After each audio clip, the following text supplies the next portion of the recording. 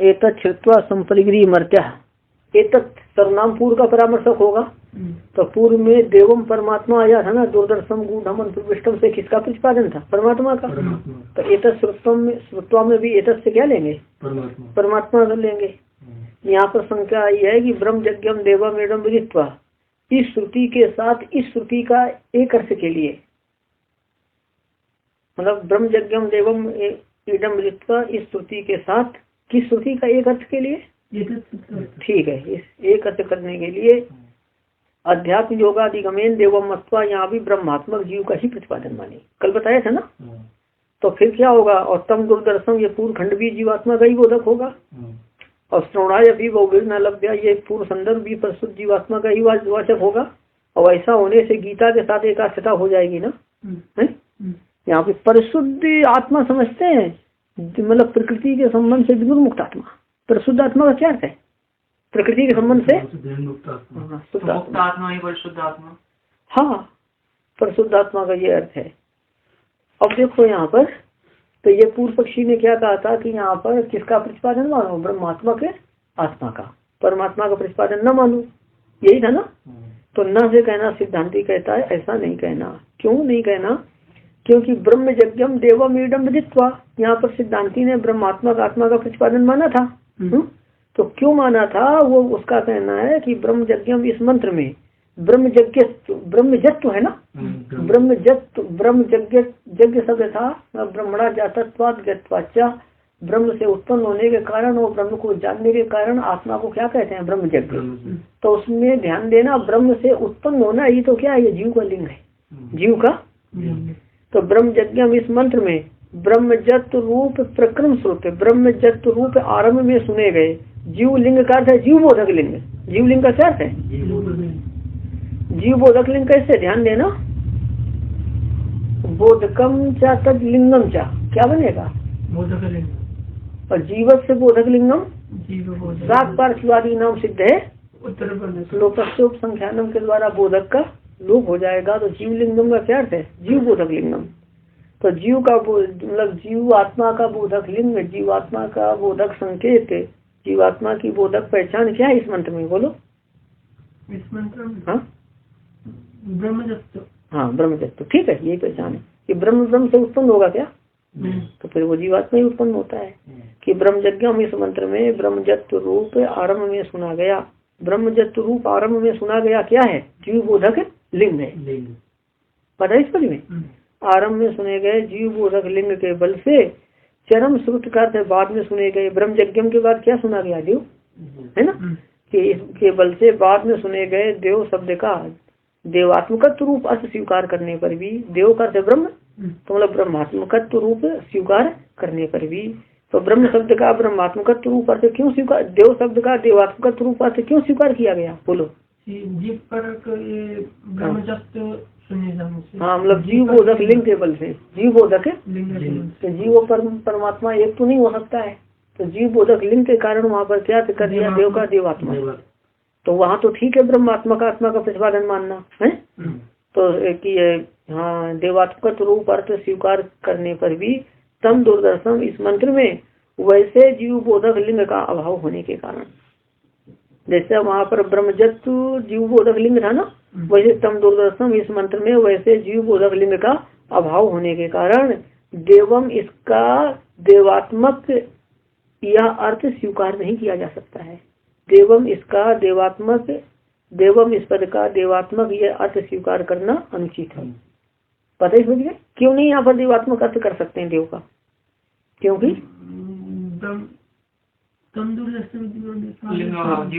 हाँ, जीव बोधक लिंग का अभाव है। इसी अरे भाई देखो, जैसे ब्रह्म यज्ञम देवम ईडम विदित्वा, तो वहां पर देखना देव का देवात्मक क्यों किया? क्योंकि जीव बोधक लिंग वहां पर क्या था? तो वैसे तम दूरदर्शन इस मंत्र में वैसा जीव बोधक लिंग आपको कोई दिखाई दे रहा है? बोलो, दिखाई दे रहा है कोई? तो वैसे जीव बोधक लिंग का अभाव होने के कारण देवम इस पद का, किस मंत्र में आए हुए? देवम इस पद का 12वें मंत्र में आए हुए अध्यात्म योगादिगमेन देवम मत्वा, 12वें मंत्र में आए हुए देव पद का देवात्मक इस अर्थ को स्वीकार करना उचित नहीं है। क्या अर्थ लिया ऐसे? परमात्मा का किया लग गया ना ऐसा इति चेत ना ऐसा नहीं कहना, क्योंकि देवात्मा की तथा योगात पंचमी है ना, तो हेतु में पंचमी होती है ना, तो क्योंकि समझ लेंगे। आगे देखना, एतादेव अभिप्रेत भगवता भाष्यकृता, इसी अभिप्राय करके अथवा इसे ही समझकर इसे ही जानकर भगवान भाष्यकार ने, ये वाक्य की समाप्ति में इति उक्तम, इसे ही जानकर भगवान भाष्यकार ने ऐसा कहा है। क्या कहा है देखो, गुहाम प्रविष्टौ आत्मानव तदर्शनात्, ये ब्रह्म सूत्र है। गुहाम प्रविष्टौ, इस सूत्र में परमात्मा तावत, परमात्मा का, तो तावत वाक्य अलंकार में समझना, परमात्मा का तम दूरदर्शन गूढ़म अंतर्विष्टम, इस प्रकार गुहा प्रवेश दिखाई देता है, ऐसा कहा। इति उक्तम केन उक्तम, हाँ भगवता भाष्यकृता उक्तम, कुत्र उक्तम, ठीक है। अब ये देखना कि तम दूरदर्शन गूढ़म अंतर्विष्टम इति गुहा प्रवेशो दृश्यते, इति का अर्थ है इस प्रकार गुहा प्रवेश दिखाई देता है, हृदय रूप गुहा में प्रवेश दिखाई देता है। किसका? परमात्मा का। परमात्मा का क्या दिखाई देता है? हृदय रूप गुहा में अनुप्रवेश दिखाई देता है। तो अब देखना यहाँ पर गुहा इतम का अर्थ क्या किया था? हृदय रूप गुहा में स्थित है। तम दूरदर्शन गूढ़म प्रविष्टम गुहा इतम का अर्थ क्या किया था? हृदय रूप गुहा में स्थित। तो गुहा में प्रविष्टम, इस सूत्र भी कहता है कि हृदय रूप गुहा में स्थित, और ये श्रुति में कौन सा शब्द है हृदय रूप गुहा में स्थित, इस अर्थ को बताने वाला? गुहाइतम शब्द है ना। हाँ, तो कहने का मतलब क्या है कि भाष्यकार ने भी यहाँ पर जो है किसका प्रतिपादन माना? यहाँ पर परमात्मा का, कि गुहा में परमात्मा का प्रतिपादन। तो भाष्यकार के अनुसार भी यह मंत्र किसका? परमात्मा का, ब्रह्म का प्रतिपादक है, ब्रह्मात्मा का आत्मा का प्रतिपादक नहीं है। लग जाएगी बात। चलिए, इति उत्तम ऐसा कहा है। तथा वयम, और तथा और वैसा ही इस मंत्र, और तथा और वैसा ही परमात्म परतया, और वैसा ही परमात्म बोधकत्व इस मंत्र का व्यासार ने भी व्याख्यान किया। और वैसे ही कैसे? जैसे भाष्यकार ने परमात्म परत्वेन का तो क्या? परमात्म बोधकत्व है ना। और वैसे ही इस मंत्र का परमात्म बोधकत्वेन या परमात्म परत्वेन व्यासार ने भी व्याख्यान किया। परमात्म परत्वेन व्यासार ने भी व्याख्यान किया। किसका? अयम मंत्र, इस मंत्र का। और कैसे? इस प्रकार जैसे भाष्यकार ने कहा। ठीक है, तो परमात्मा मतलब यहाँ जीव बोधक लिंग नहीं है ना, ऐसा। और इसलिए यहाँ पर परमात्मा का व्याख्यान किया भाष्यकार ने। और व्यासार कौन है? हाँ, सूत्रकाशी का व्याख्याकार। बहुत उत्तम व्याख्या श्री भाष्य को लगाने के लिए। गौरेष्ठम इति पदेन्तु, इसी 12वें मंत्र में गौरेष्ठम है ना। तम दूरदर्शन गूढ़म पृष्ठम गुहाइतम गौरेष्ठम पुराणम। अब यहाँ पर कहते हैं तू गौरेष्ठम इस पदेन, किंतु गौरेष्ठम इस पद से परमात्मा का गौवर शब्दित, गौवर शब्द से कही गई क्या? दुर्विज्ञ परिशुद्ध आत्मस्वरूप। परिशुद्ध आत्मस्वरूप कैसा है? दुर्विज्ञ है। दुर्विज्ञ मतलब जानने में कठिन है। तो दुर्विज्ञ परिशुद्ध का अर्थ होता है कि प्रकृति के संबंध से मुक्त आत्मा, प्रकृति के संबंध से रहित आत्मा, शुद्ध बुद्ध मुक्त इसको कहते हैं। कि गौर शब्दित, कि गौवर शब्द से कहे गए दुर्विज्ञ परिशुद्ध आत्मस्वरूप शरीरक। परिशुद्ध आत्मस्वरूप शरीरक का अर्थ हो गया परिशुद्ध आत्म शरीर। परिशुद्ध आत्मस्वरूप शरीर है जिसका, शरीर वाला किसका शरीर है? तो परिशुद्ध आत्मस्वरूप शरीरक कौन हो गया? तो परिशुद्ध आत्मस्वरूप शरीरक तो किसका होगा? हाँ, मतलब क्या है कि आत्मस्वरूप, परिशुद्ध आत्मस्वरूप शरीरक परमात्मा लगाइए। किंतु गौरेष्ठम इस पद के द्वारा गौवर शब्द से कहे गए दुर्विज्ञ परिशुद्ध आत्म स्वरूप शरीरकत्व कहा जाता है। किसका? आत्मा ही कहा गया ना। रुक जाओ, परिशुद्ध आत्म स्वरूप शरीरक परमात्मा भी कहा गया। तो कब तो से आत्मा ही आगे जाएगा? नहीं, एक मिनट सुन लो, पहले पंक्ति लगा लो। गौरेशम इस पद के द्वारा गौवर शब्द से कहे गए परिशुद्ध आत्म स्वरूप शरीरकत्व भी परमात्मा है, ऐसा कहा गया। अपी है ना, या परमात्मा का परिशुद्ध आत्म स्वरूप शरीरकत्व भी कहा गया। परमात्मा का परिशुद्ध आत्म स्वरूप शरीरकत्व भी कहा गया, जिसको कहा था ना कि परिशुद्ध आत्मा अंतर्यामित्व भी कह सकते हैं ना, कहा गया। अब परिशुद्ध आत्म स्वरूप किस शब्द से कहा गया इस मंत्र में? परिशुद्ध आत्मा। गोबर शब्द से, गोबर शब्द से कहे गए दुर्विज्ञ परशुदात स्वरूप शरीर तत्व भी कहा गया।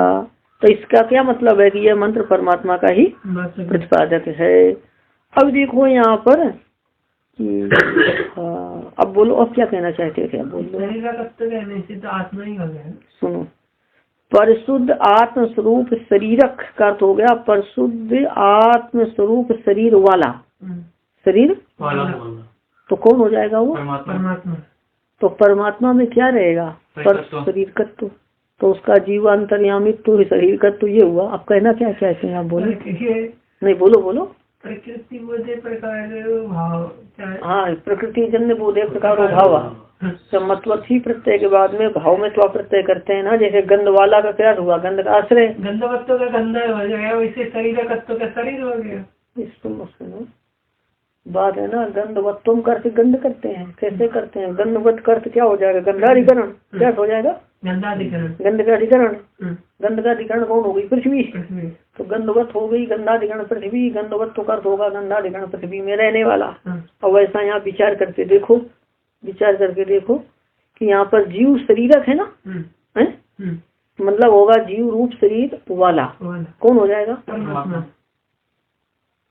यहाँ क्या शब्द क्या था अपना? परिशुद्ध आत्म स्वरूप शरीर। ठीक है, परिशुद्ध आत्म स्वरूप, परिशुद्ध आत्म स्वरूप शरीर है ना वाला, और शरीर वाला कौन हो जाएगा? परमात्मा। परमात्मा में शरीर रहेगा। परमात्मा में क्या रहेगा? शरीर रहेगा। अच्छा, मतलब परमात्मा में परिशुद्ध आत्म स्वरूप शरीर वाला हो जाएगा परमात्मा।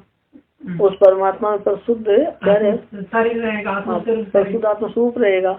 पर यहाँ पर एक बात को थोड़ा ध्यान देना प्रसंगानुसार, जैसे पृथ्वीत्व और गंधवत्व ये दोनों एक होते कि अलग होते हैं? थोड़ा है ना, गंधवत्व और पृथ्वीत्व ये दोनों अलग अलग होते हैं।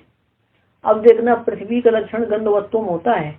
जब पृथ्वी का लक्षण गंधवत्व होता है तो केवल गंध क्यों नहीं कहते? गंधवत्व क्यों लक्षण करते? गंध क्यों लक्षण नहीं करते? कहा जा सकता है ना, तो गंधवत्व लक्षण क्यों करते हैं, गंध लक्षण क्यों नहीं करते? तो उसका उत्तर होता है कि मतलब ये केवल गंध लक्षण कहने से पृथ्वी निष्ठ गंधाधिकरणता का बोध नहीं होता है। क्या पृथ्वी निष्ठ का बोध नहीं हो सकता है? बात है समझ में? तो पृथ्वी निष्ठ गंधाधिकरणता का बोध कराने के लिए क्या है, वहाँ पर गंधवत्व बोला जाता है। अब रही बात अपनी यहाँ की, तो यहाँ पर भी ध्यान दीजिए आप कि परिशुद्ध आत्म स्वरूप शरीर वाला तो परमात्मा है, ये बात तो सही है। और परिशुद्ध आत्म स्वरूप शरीर वाले में रहने परिशुद्ध आत्म स्वरूप शरीर वाले में क्या रहेगा? परिशुद्ध आत्म स्वरूप शरीर तत्व रहेगा। अब कहेंगे उसमें शरीरक परमात्मा है तो उसमें क्या रहेगा? शरीर भी रहेगा। क्या रहेगा? शरीर भी रहेगा। तो उसका अर्थ ऐसा समझना, परिशुद्ध आत्म स्वरूप शरीर तत्व जब शरीरक परमात्मा है तो शरीर तत्व किसमें रहता है? परमात्मा में। परमात्मा में रहता है ना, तो शरीर तत्व किम रूप है? नियंत्रित रूप है ना। ये बात समझ में आती है ना? शरीर तत्व किम रूप है? नियंत्रित रूप है। अब परिशुद्ध आत्म स्वरूप शरीर वाला तो परमात्मा है, ये बात सही है। तो शरीरक तो परमात्मा हो गया और शरीर इतना ठीक है ना। अब रही बात शरीर तत्व से वो परमात्मा में रहने वाला नियंत्रित धर्म लिया जाए अथवा क्या लिया जाए? शरीर लिया जाए, शरीर लिया जाए अथवा वो धर्म लिया जाए, यही बात आती है ना। तो यहाँ पर जो परमात्मना कहा है ना, यहाँ पर क्या कहा गया है? परमात्मना कहा गया है। तो परमात्मा के साथ अन्वय किसका होगा? नियंत्रित्व का। किसका होगा? हमारी बात पर ध्यान देना। परिशुद्ध आत्म स्वरूप शरीरक है परमात्मा, और परमात्मा कैसा है? नियंता है। तो परिशुद्ध आत्म स्वरूप शरीरक का अर्थ हो जाएगा परिशुद्ध आत्म स्वरूप का नियंता, परिशुद्ध आत्म स्वरूप का। तो परिशुद्ध आत्म स्वरूप शरीर तत्व का क्या हो जाएगा? परिशुद्ध आत्म स्वरूप का नियंत्रित्व हुआ किसमें जाएगा? परमात्मा में। तो जब शरीर तत्व को हम किस अर्थ में लेते हैं? नियंत्रित अर्थ में, तो सीधे परमात्मा में चला जाता है। और यदि किसको लेना चाहें कि शरीरक से आत्मा का, किसको लेना चाहें? आत्मा को, तो परमात्मा का आत्मा भी कहा गया तो वो अर्थ बनता नहीं वाक्य के अनुसार। बताते समझ में है? बताती समझ में ना। हाँ मतलब वो अन्वय, वो अभिप्राय वो बनता नहीं है कि परमात्मा का आत्मा भी कहा गया, वो बनता नहीं है, पता ही समझ में, इसलिए वही ले रहे हैं। किंतु गौरेष्ठम इस पद के द्वारा परमात्मा का गौवर शब्द से कहा गया दुर्भुज्ञ परिशुद्ध आत्म स्वरूप शरीरकत्व भी कहा जाता है। लग गया। तो इससे भी क्या है कि मतलब आत्मा अंतर्यामी, तो सरल शब्दों में परिशुद्ध आत्मा अंतर्यामी तो भी कहा जाता है। तो इसलिए ये परमात्मा का ही प्रकरण है, जीवात्मा का प्रकरण नहीं है। अब रही बात जो पूर्व पक्षी कहता था एकार्थता के लिए कि दोनों मंत्रों का भिन्न अर्थ नहीं होना चाहिए, एक अर्थ होना चाहिए, मतलब दोनों मंत्रों के एक अर्थ के लिए, मतलब जब एक ही प्रसंग में कहे गए तो भिन्न अर्थ नहीं होना चाहिए। तो उसके संदर्भ में बताते हैं इयांश तू विशेषा, इयान तू विशेषा, तू किंतु इतना विशेष है। क्या विशेष है? ब्रह्म यज्ञम, इस मंत्र में ब्रह्मात्मक परिशुद्ध जीव स्वरूप का प्रतिपादन किया जाता है। ब्रह्मा, ध्यान देना, जीव स्वरूप तो ब्रह्मात्मक है ही, पर इसमें ब्रह्मात्मक जीव स्वरूप से तो बद्ध भी आ जाएगा ना, बद्ध जीव स्वरूप भी तो ब्रह्मात्मक है, तो उसमें बद्ध का प्रतिपादन नहीं है बल्कि किसका? परिशुद्ध का, बस इतना ही अंतर है। ब्रह्म यज्ञ में इस मंत्र में ब्रह्मात्मक परिशुद्ध जीव स्वरूप का प्रतिपादन किया जाता है। और तम दूरदर्शन तू अन्वय करना, तू तम दूरदर्शन, किंतु तम दूरदर्शन इस मंत्र में जीव शरीरक परमात्मा स्वरूप का प्रतिपादन किया जाता है। पता है समझ में? तो ब्रह्म एक में क्या है कि ब्रह्मात्मक परिशुद्ध जीव स्वरूप का प्रतिपादन, और दूसरे में क्या है कि जीव शरीरक परमात्मा स्वरूप का प्रतिपादन किया जाता है। तो दोनों का संबद्ध अर्थ हो गया कि नहीं हो गया? दोनों संबंधित अर्थ का कथन करते हैं ना। कैसे जो जीव शरीर परमात्मा कहते हैं, जीव शरीरक हो गया। जब ब्रह्मात्मक जीव स्वरूप का प्रतिपादन किया जाए, सुनो, जब ब्रह्मात्मक जीव स्वरूप का प्रतिपादन किया जाए तो विशेषणत्वेन तो ब्रह्मात्मकत्व का भी प्रतिपादन हो गया। नहीं समझे? ब्रह्मात्मक जीव स्वरूप कहा जाए तो विशेष से क्या है बोलो? ब्रह्मात्मक जीव स्वरूप, तो विशेष से क्या है? विशेषण क्या है इसमें बोलो? विशिष्ट जीव। हाँ, विशेष जीव स्वरूप है, विशेषण क्या है? ब्रह्मात्मकत्व। तो ब्रह्मात्मक परिशुद्ध जीव स्वरूप का जब प्रतिपादन किया जाता है तो यहाँ पर क्या है कि ब्रह्मात्मकत्व का भी प्रतिपादन हो गया विशेषण रूप से, और जीव स्वरूप का विशेष रूप से प्रतिपादन हुआ। और जब जीव शरीरक परमात्मा का प्रतिपादन किया जाए, किसका? या ऐसा समझो संक्षेप में, दोनों प्रतिपादनों में शरीरी भाव तो आ गया ना, और एक में विशेषण रूप से लिया है परमात्मा में विशेष रूप से लिया है। हाँ, इतने अंतर आता है। ये सुनो, नहीं होगा नहीं सुनो, तो एक अर्थ का मतलब ये है कि दोनों अर्थ संबंधित हैं। दोनों अर्थ कैसे हैं? मतलब विरुद्ध अर्थ नहीं है, दोनों संबंधित अर्थ हैं, यही अर्थ होगा। अब जैसे सुनो, यहाँ पर जब ब्रह्मात्मक जीव आत्मा कहा जाता है ना, ब्रह्मात्मक क्या कहा जाता है? आत्मा। तो आत्मा तो यहाँ पर क्या हो गया आपका कि विशेष हो गया, और ब्रह्म वहाँ विशेषण हो जाता है। ब्रह्म क्या हो जाता है? हाँ, होता दोनों का है। ब्रह्मात्मक आत्मा का प्रतिपादन में ब्रह्म का विशेषणत्वेन प्रतिपादन होता है, और जीव शरीरक परमात्मा के प्रतिपादन में जीव का विशेषणत्वेन प्रतिपादन होता है। तो दोनों जगह दोनों का प्रतिपादन है, ऐसा समझेंगे। किंतु इतना विशेष है, कितना कि ब्रह्म यज्ञ इस मंत्र में ब्रह्मात्मक परिशुद्ध जीव स्वरूप का प्रतिपादन किया जाता है। किंतु तम दूरदर्शन इस मंत्र में जीव शरीरक परमात्मा स्वरूप का प्रतिपादन किया जाता है, इसलिए उन दोनों के एक अर्थ की हानि नहीं है। ऐकार्थ है ना, एकार्थ का अर्थ होगा एक अर्थ वाले, एक अर्थ वाले, और फिर ऐकार्थ का क्या अर्थ होगा? एक अर्थ। इसलिए उन दोनों की एक अर्थ की हानि नहीं है। क्या आप नहीं समझे कि दोनों जगह दोनों का प्रतिपादन है? एक जगह क्या है कि ब्रह्म का विशेषणत्वेन प्रतिपादन है, एक जगह विशेषत्वेन प्रतिपादन है। हाँ, और दोनों जगह प्रतिपादन में जीव का है, दोनों जगह प्रतिपादन ब्रह्म का है।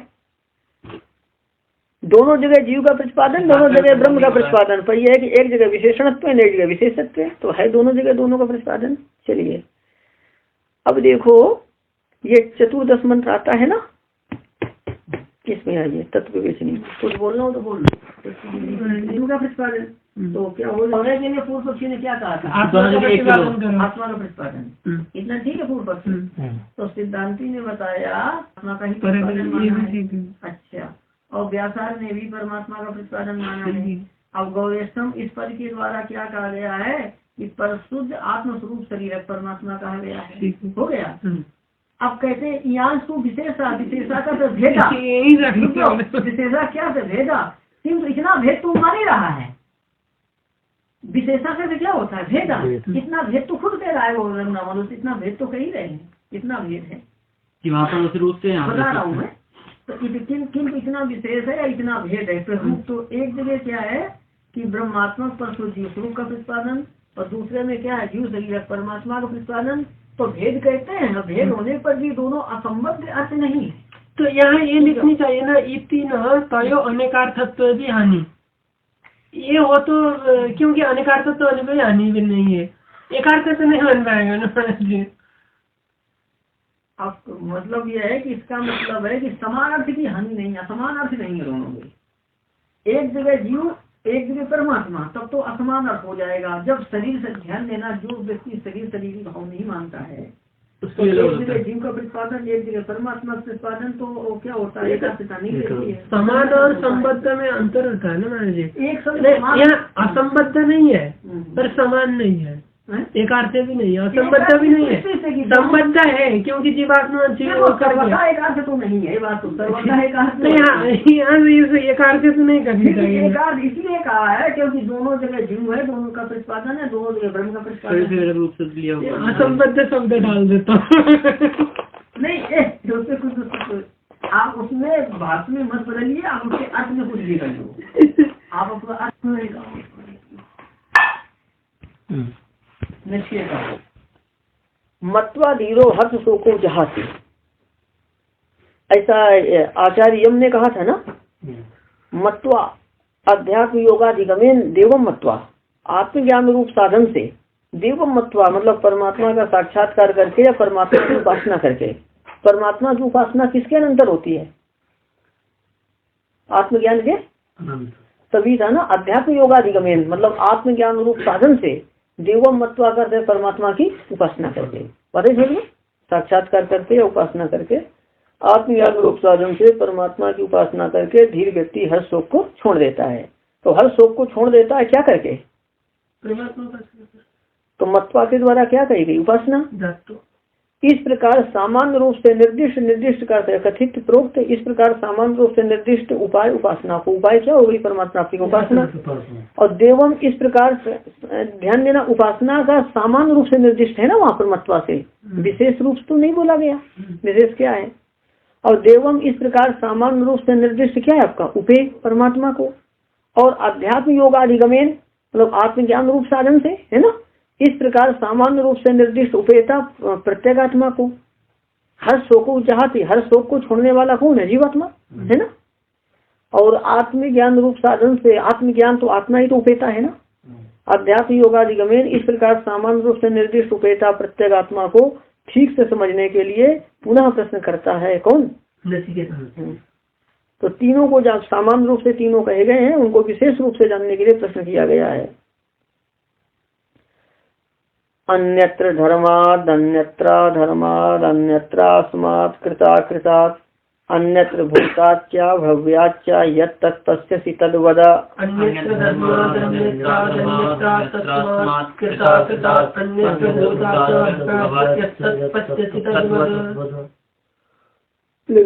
अन्यत्र धर्माद अन्यत्र धर्माद अन्यत्र धर्माद अन्यत्र अधर्माद अन्यत्र अस्मात् कृतात् अन्यत्र भूतात् च भव्यात् च यत् तत् पश्यसि तद् वद। धर्माद अन्यत्र अधर्माद अन्यत्र, नीचे पंक्ति में आइए, यत् पश्यसि तद् वद। एक तत् छूट गया है ना, यत् तत् पश्यसि तद् वद, दो तद है ना, एक तत् छूटा है, उसका अन्य बाद में बताएंगे। अभी कैसा अन्य हुआ? धर्माद अन्यत्र अधर्माद अन्यत्र यत् पश्यसि तद् वद। अस्मात् कृतात् अन्यत्र, अस्मात् कृतात् अन्यत्र, च भूतात् भव्यात् च अन्यत्र, और फिर तद अन्य हो जाएगा। शब्दार्थ लगाइए, धर्माद अन्यत्र धर्म से अन्य, धर्म से अधर्माद अन्यत्र और अधर्म से अन्य। अन्य यथ का अर्थ जिस उपाय को, पश्य से मतलब जानते हो। नचिकेता कहता है यम से कि तुम धर्म से अन्यत्र का अर्थ भिन्न, कि तुम धर्म से भिन्न और अधर्म से भिन्न, यथ का अर्थ है कि जिस उपाय को, धर्म से भिन्न और अधर्म से भिन्न जिस उपाय को जानते हो, तद्वद उसे कहिए। और देखना, अस्मात् कृताकृतात्, अस्मात् का अर्थ है इस, कृताकृतात्, कृत का अर्थ है जो किया जाए, मतलब कार्य, तो कृत का अर्थ क्या हो गया, कार्य, और अकृत का अर्थ है उससे भिन्न जो ना किया जाए, मतलब कारण। कृत से मतलब कृत कर हुआ कार्य, अकृत कर हुआ कारण। अस्मात् कृताकृतात् अन्यत्र, इस कार्य और कारण से, अन्यत्र का अर्थ है भिन्न, इस कार्य और कारण से भिन्न। क्या भूतात, भूतात का अर्थ है भूतकाल में विद्यमान पदार्थों से, और भव्यात का अर्थ है भविष्य काल में होने वाले पदार्थों से, और फिर आए हुए चा का अर्थ है, चा से लेना वर्तमान काल के पदार्थों से, अन्यत्र का अर्थ है भिन्न। अन्यत्र का क्या अर्थ है, और फिर जोड़ लेना भिन्न, जिसे जानते हो तद उसे कहिए, उसे हाँ, काल से भिन्न तो क्या होगा? तीनों कालों में विद्यमान पदार्थों से भिन्न जिसे तुम जानते हो उसे कहिए। है ना, तो फिर तीनों काल ही रहेंगे। अभी बता रहे हैं ना, व्याख्या करेंगे तब अन्यत्र का अर्थ अन्य कैसे होगा? हाँ, अन्यत्र का अर्थ अन्य किया है, एक वैदिक प्रयोग है ऐसा, अन्य के अर्थ में अन्यत्र है यहाँ पर अर्थ प्रयोग में। अस्मात् कृता कृतार्थ, इस कार्य और कारण से भिन्न, तथा तीनों कालों में विद्यमान, भूतात् का अर्थ भूतकाल में विद्यमान, भव्यात् का अर्थ भविष्य काल में विद्यमान, और वर्तमान काल में विद्यमान पदार्थ से अन्यत्र का अर्थ भिन्न, जिसे जानते हो तद्वत उसे कहिए। अब व्याख्या में पूछना, बता रहा हूँ। अब देखना कि धर्म से भिन्न और अधर्म से भिन्न यथ, जिस उपाय को जानते हो उसे कहिए। देखना, परमात्म प्राप्ति का उपाय धर्म से भिन्न है और अधर्म से भिन्न है। धर्म और धर्म दोनों से परमात्मा को नहीं पा सकते। धर्म क्या है कि यज्ञ तप दान, ये सब पूर्ण कर्म क्या है आपके धर्म है, तो इनसे परमात्मा मिल जाएगा क्या? तो ये स्वर्ग आदि अभीष्ट फल के साधन है। यज्ञ तप दान क्या है, स्वर्ग आदि अभीष्ट फल के, स्वर्ग आदि फल इनसे मिलता है। तो स्वर्ग की प्राप्ति का, स्वर्ग आदि फलों की प्राप्ति का उपाय है यज्ञ आदि धर्म। तो परमात्मा की प्राप्ति का उपाय है क्या यज्ञ आदि? तभी बोला धर्म से अन्य है और अधर्म से अन्य है। अधर्म क्या है कि चोरी हिंसा सुरापान आदि क्या है आपका, चोरी हिंसा सुरापान मिथ्या भाषण, ये सब क्या है आपका अधर्म है। अधर्म से क्या प्राप्त होता है, दुख प्राप्त होता है, नरक प्राप्त होता है। तो ये दुख और नरक की प्राप्ति का उपाय है। परमात्मा की प्राप्ति का उपाय है क्या? तो परमात्मा की प्राप्ति का उपाय से विलक्षण है। तो धर्मात् अन्यत्र कि धर्म से भिन्न, अधर्मात् अन्यत्र और अधर्म से भिन्न, यत् पश्यसि जिस उपाय को तुम जानते हो उसे कहिए। तो इसके द्वारा क्या है कि नचिकेता परमात्मा की प्राप्ति का उपाय पूछ रहा है। परमात्मा प्राप्ति का क्या पूछ रहा है? तो उपाय पूछ रहा है। और लोक प्रसिद्ध उपाय तो धर्म धर्म ही है ना, तो लोक प्रसिद्ध उपाय से विलक्षण उपाय, धर्म धर्म से विलक्षण उपाय पूछ रहा है। अब देखना यहाँ पर एक अन्य क्या था कि अस्मात् कृता कृतात् अन्यत्र, कृत कर कार्य और उससे भिन्न, अकृत कर हुआ कारण, कि कार्य कारण से भिन्न, कार्य कारण से भिन्न। लोक प्रसिद्ध कार्य घटपट आदि है। जैसे घट क्या है आपका कार्य है, मिट्टी उसकी कारण है, और पट कार्य है, उसका कारण क्या है, तंतु है। कि उसका तो ये क्या हुआ, लोक प्रसिद्ध कार्य कारण हुए ना ये। तो ये जो परमात्मा है वो लोक प्रसिद्ध कार्य और कार्य रूप है क्या? लोक प्रसिद्ध कार्य तो नहीं है। और लोक प्रसिद्ध कारण है क्या? लोक प्रसिद्ध कारण भी नहीं है। इसलिए कहते हैं कि इस कार्य और अन्य अस्मात् कृताकृतात्, इस कार्य और कारण से भिन्न परमात्मा स्वरूप है। कार्य और कारण से भिन्न परमात्मा स्वरूप है। लग गया? तो लोक प्रसिद्ध कार्य कारण से भिन्न कौन है? उपे, परमात्मा स्वरूप मतलब उपे। पहले क्या था, धर्म से भिन्न और अधर्म से भिन्न जिस उपाय को जानते हो उसे कहिए। अब उपे का स्वरूप कहा जाता है कि कार्य और कारण से भिन्न जो उपे है उसे कहिए। कार्य और कारण से भिन्न जो उपे है, ये है उपे। परमात्मा दोनों से भिन्न है। चलिए और देखना यहाँ पर ये परमात्मा जो है तीनों कालों में रहने वाला है, तीनों कालों में। तो भूतकाल में रहने वाले पदार्थ से विलक्षण हुआ परमात्मा की नहीं हुआ? जो भूतकाल में वस्तु थी वर्तमान में नहीं होगी तो कोई वो आगे रह सकती है क्या? नहीं। तो भूतकाल में रहने वाली वस्तुओं से विलक्षण है परमात्मा। और भविष्य काल में होने वाली वस्तुओं से भी विलक्षण है कि भविष्य काल में होने वाली वस्तु अभी नहीं है, तो उससे विलक्षण परमात्मा हो गया। और वर्तमान काल में होने वाली वस्तु से भी वो विलक्षण है, क्योंकि ना वो अतीत में थी ना वो भविष्य में। हाँ, ऐसा ये मतलब है। तो ये कहते हैं कि भूतकाल में विद्यमान पदार्थ से, भविष्य काल में होने वाले पदार्थ से और वर्तमान काल के पदार्थों से अन्यत्र कि भिन्न जिस उपेय को जानते हो उसे कहिए, उसे कहिए। तो इस प्रकार जो है किसका स्वरूप पूछा गया? उपेय का। किसका पूछा गया? उपेय का स्वरूप पूछा गया। अब देखना व्याख्या में नीचे की ओर आइए। अन्य तस्मात् कृताकृतात् मिला। इस प्रकार कार्य कारण से विलक्षण, कृताकृतात् अन्यत्र का क्या हुआ? कार्य कारण से विलक्षण। और जो काल परिच्छेद वाली वस्तु समझते हैं, एक काल में रहे दूसरे काल में ना रहे, वो कैसी होती? काल परिच्छेद वाली वस्तु। तो इससे विलक्षण है उपेय को जानने के लिए प्रश्न किया जा रहा है। तो यदि कोई कहे इसके द्वारा प्रश्न में अन्य धर्मात के द्वारा प्रश्न हुआ उपाय संबंधी और बाद में प्रश्न हुआ उपेय संबंधी, तो उपेयता संबंधी प्रश्न क्यों नहीं हुआ? उपेयता मतलब प्राप्त करने वाला। बात है समझ में? ऐसी शंका उचित नहीं है। क्यों? क्योंकि देख मिला आपको उपेय स्वरूप के अंतर्गत उपेयता का स्वरूप भी है। उपेय स्वरूप के अंतर्गत क्या है? उपेयता का कैसे? सुनो एक मिनट। जीवात्मा सकल बंधनों से मुक्त होकर, जीवात्मा सकल बंधनों से मुक्त होकर अपात, जीवात्मा सकल बंधनों से विनुर्मुक्त होकर आविर्भूत हुए अपात पापमत्वादी गुणाष्टक से विशिष्ट होकर के ब्रह्मानुभव करता है। ब्रह्मानुभव भी मुख्य का है ना उसका। तो सुनिए, तो जो ब्रह्म प्राप्त है ना, वो कैसा ब्रह्म प्राप्त है? आविर्भूत हुए गुणाष्टक से विशिष्ट आत्मस्वरूप ब्रह्म का अनुभव करेगा या ब्रह्म को प्राप्त करेगा? तो सुनो, ये आत्मस्वरूप तो अपना है, हमेशा तीनों कालों में अपना आत्मस्वरूप रहने वाला है, पर और गुणाष्टक से विशिष्ट भी आत्मस्वरूप हमेशा रहने वाला है। पर आविर्भूत हुए गुणाष्टक से विशिष्ट आत्मस्वरूप बद्धावस्था में रहता है। तो आविर्भूत हुए गुणाष्टक से विशिष्ट आत्मस्वरूप आपका उपेता है या उपेय है? मतलब प्राप्त है या प्राप्त है? आविर्भूत गुणाष्टक वाला, आविर्भूत गुणाष्टक से विशिष्ट आत्मस्वरूप उपेता है।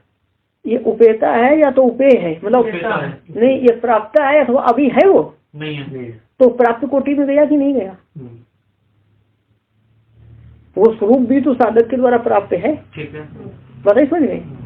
आविर्भूत हुए गुणाष्टक से विशिष्ट आत्मस्वरूप भी क्या साधक के द्वारा प्राप्त है या वो भी उपेय कोटि में गया ना? तो कहते हैं ऐसी शंका उचित नहीं है, क्योंकि उपेय स्वरूप के अंतर्गत उपेयता का स्वरूप भी है। इसलिए उपेय संबंधी प्रश्न से उपेयता का भी प्रश्न हो गया, लग गया, तो वो भी प्राप्त है ना। साधक मुक्तावस्था में उपेता कौन होगी? उपेयता हो गया, उपेयता जीवात्मा हो गया। वृद्धावस्था में उपेयता है। नहीं, प्रश्न ये है कि एक मिनट, उपेयता का प्रश्न क्यों नहीं किया गया? उपेयता का परमात्मा को प्राप्त करने वाला, परमात्मा को, तो परमात्मा का अनुभव तो वही करेगा ना। कौन? आविर्भूत गुणाष्टक से विशिष्ट होकर। नहीं समझे? परमात्मा का अनुभव कौन करेगा? गुणाष्टक से विशिष्ट आत्मा ही तो प्राप्त करेगा। लेकिन उपेयता अभी जो उपेयता वो भी किस कोटि में है? वो उपेय ही है ना। वो उपेयता भी तो उपेय बना हुआ है। नहीं समझे? आविर्भूत गुणाष्टक से विशिष्ट आत्मा ही ब्रह्मानुभव करेगी। तो जो ब्रह्मानुभव करेगी कौन करेगी? आविर्भूत गुणाष्टक से विशिष्ट आत्मा। अच्छा ठीक है। तो ब्रह्मानुभव के कारण करने के कारण वो क्या है? आपका मोक्ष प्राप्त करने के कारण वो उपेयता है। लेकिन अभी वो है उस रूप में नहीं है। तो अभी किस रूप में है? वो किस कोटि में है अभी? वो किस श्रेणी में है? वो उपेय में। तो उपेयता अभी उपेय के अंतर्गत चला गया, इसलिए अलग से उसका प्रश्न नहीं हुआ, वो भी उपेय कोटि में चला गया। क्योंकि अब लगाइए, क्योंकि आविर्भूत गुणाष्टक से विशिष्ट होकर आत्मा के द्वारा ब्रह्मानुभव करना ही मोक्ष है।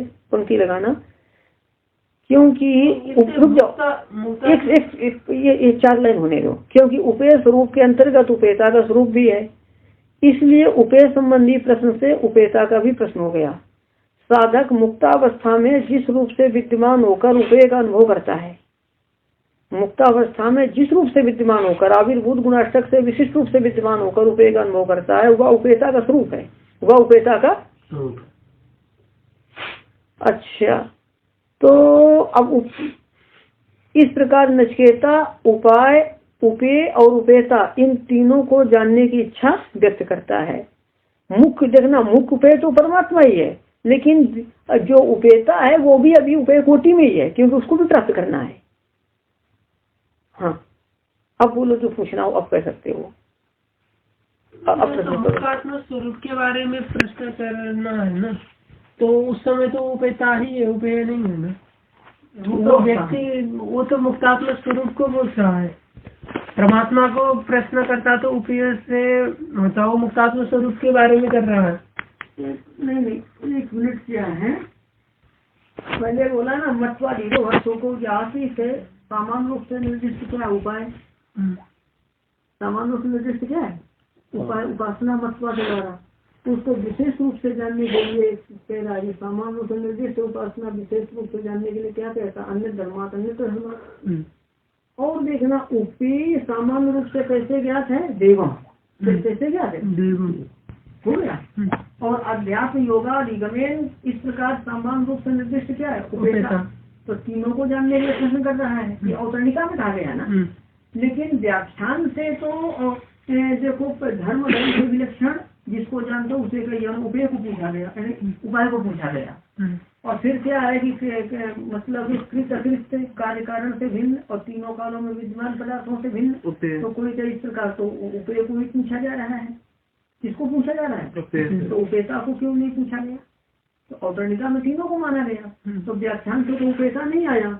तो कहते हैं कि जो उपेयता है वो भी उपेय की कोटि में है। अभी किस कोटि में, क्योंकि वो भी उपासना करके वो स्वरूप भी प्राप्त है। लेकिन उपेयता वो बद्ध जीवी है ना। 1 मिनट ऐसा सुनो,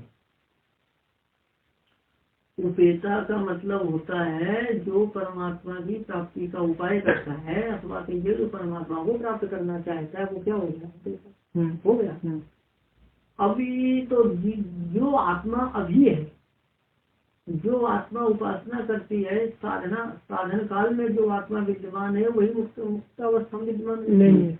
आत्मा तो वही है, आत्मा तो वही है। तो बद्धावस्था में जो आत्मा विद्यमान है वही मुक्तावस्था में विद्यमान है।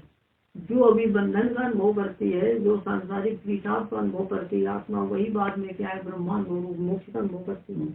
आत्मा तो वही है।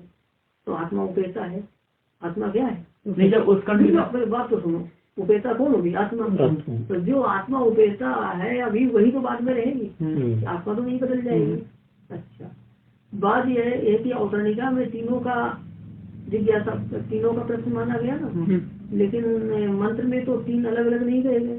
तो कोई शंका करे तो ऐसा समझो यहाँ पर, ये बताइए ब्रह्मांड वो कौन करेगा, आत्मा कैसी, आत्मा। तो जो आत्मा अभी है यही गुणाष्टक से विशिष्ट होकर परमात्मा का अनुभव करेगी। आत्मा तो वही है, आत्मा तो वही है, वही आविर्भूत गुणाष्टक से विशिष्ट होकर अनुभव करेगी परमात्मा का। पर तो जो आज जिस रूप में परमात्मा का अनुभव करेगी आत्मा, उस रूप में अभी है क्या, नहीं, आत्मा वही है, पर आविर्भूत गुणाष्टक विशिष्टत्व अभी है क्या, नहीं है ना। तो आविर्भूत गुणाष्टक विशिष्टत्व आत्मा अभी किस कोटि में है, तो प्राप्त कोटि में है ना। तो बस उपेयता अच्छा सुनिए, उपेयता के लिए प्रश्न ही नहीं हुआ, उपेय कोटि में है ना, वही जा करके वही उपेयता बनेगा जाकर, जब बन जाएगा वो। हाँ, वही उपेयता क्यों होगा, तो ना तो उपाय करेगा ना उसके लिए कोई उपेय होगा। अब जो, अच्छा ये बताइए फिर अनुभव कौन करेगा उस समय, कैसा उपेयता हो जाएगा। हाँ, उपेयता है ना, तो उपेय कोटि में उपेयता भी आ जाएगा। तो उपेय जैसे अभी यहाँ उपेयता बद्ध कोटि को लेकर कर रहे हैं ना, उसको उपेय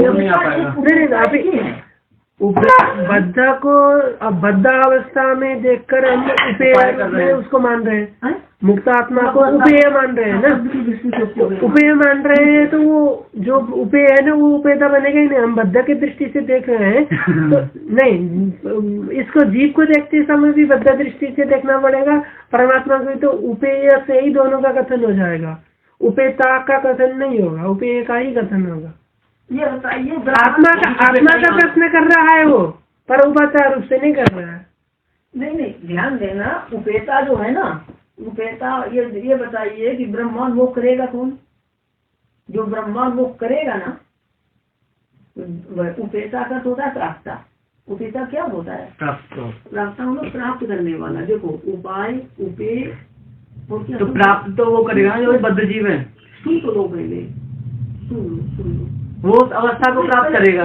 बात तो सुन लो। एक क्या है आपका उपाय, और क्या है आपका उपाय करने वाला, और एक प्राप्त कर, जैसे प्राप्त होगी जो चीज। उपेता, उपाय, उपेय, तीन हो गया ना। उपेता उपाय इसी को इन शब्दों में कह सकते हैं कि प्राप्ता, प्राप्ति का साधन और प्राप्ति। क्या प्राप्ति का साधन हो प्राप्त।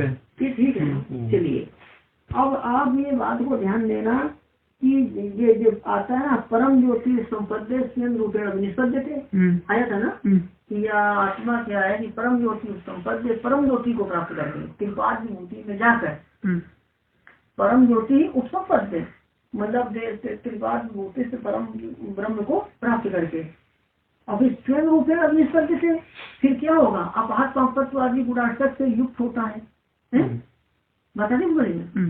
तो त्रिपाद विभूति में परम ब्रह्म को पा करके वो कैसा होता है? गुण विशिष्ट हो जाता है। आविर्भूत, उसके गुण आविर्भूत हो जाते हैं। तो आविर्भूत गुणाष्टक से विशिष्ट हो गया। परम ब्रह्म को पाकर कैसा हुआ? आविर्भूत गुणाष्टक से विशिष्ट कब हुआ? परम ब्रह्म को पाकर। तो अब आविर्भूत गुणाष्टक से विशिष्ट हो गया। अब वो हमेशा क्या करता रहेगा? ब्रह्मानुभव करता रहेगा। तो ब्रह्मानुभव हमेशा कौन करता रहेगा? गुणाष्टक से विशिष्ट आत्मा। तो आविर्भूत गुणाष्टक से विशिष्ट आत्मा हमेशा ब्रह्मानुभव करेगा। तो अनुभव ब्रह्मानुभव कौन करेगा? तो ब्रह्मानुभव करने वाला कौन हुआ? आविर्भूत गुणाष्टक से विशिष्ट आत्मा। तो यही तो प्राप्त हुआ ना, बाद में ब्रह्म को हमेशा प्राप्त करता रहेगा। हमेशा अनुभव प्राप्त करना और अनुभव करना ही तो है, वो हमेशा करता रहेगा। यही है प्राप्त करने वाला या अनुभव करने वाला, यही है। हर चीज की एक कंडीशन नहीं देखनी चाहिए ना। यहाँ एक तरीके से देख लिया, वहाँ जाके उस समय मुक्त होने पर वो दोनों बात ये सब समझने भी स्वाभाविक रूप से परशुदास स्वरूप अभी भी है ना। तब तो फिर उपेय नहीं है ना, तब उपेय से उसका नहीं, उस लोग को जान करके मैं ये ऐसा वो कर